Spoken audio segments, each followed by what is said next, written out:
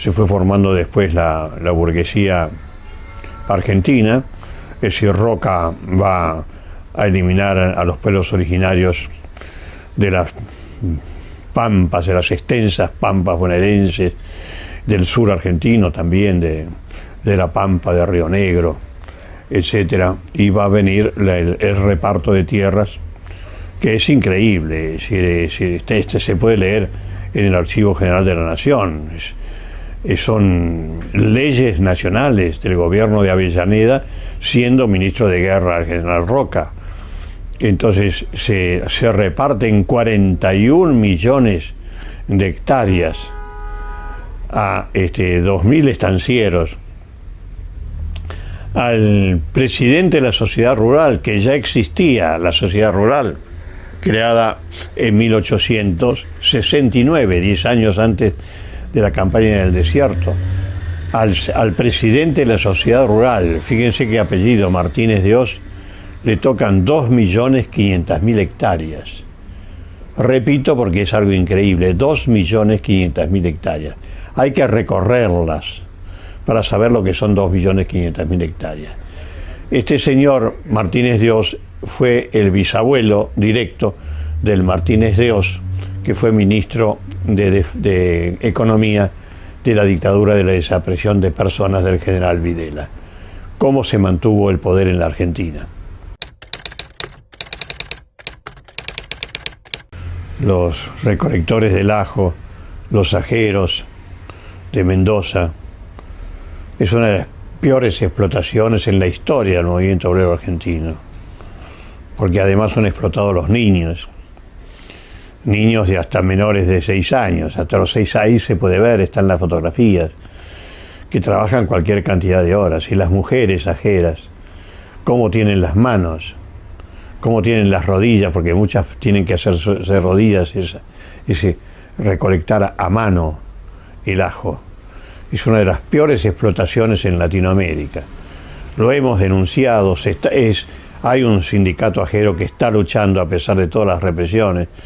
Realmente hay que hacerle un monumento a esos luchadores ajeros, bien del color de la piel, del hermoso color de la tierra, como lo tienen ellos, y que salen a pesar del gobierno de Mendoza, un gobierno absolutamente represor, de la policía y de la gendarmería también.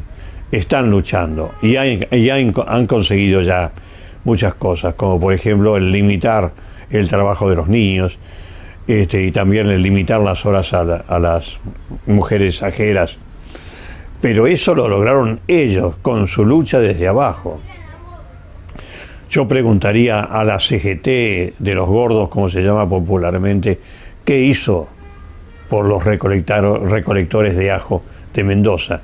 A pesar de que hubo notas muy profundas en cierto periodismo argentino donde se denunció todo este proceso de la explotación de los ajeros.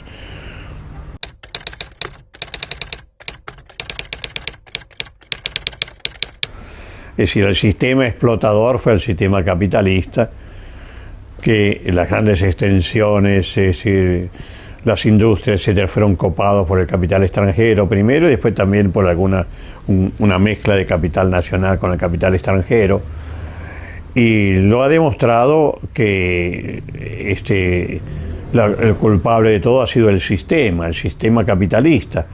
Porque ¿cómo es posible que ese sistema capitalista, que hace muy pocos ese señor Fukuyama nos decía que el capitalismo de por sí va a resolver todos los problemas de la humanidad?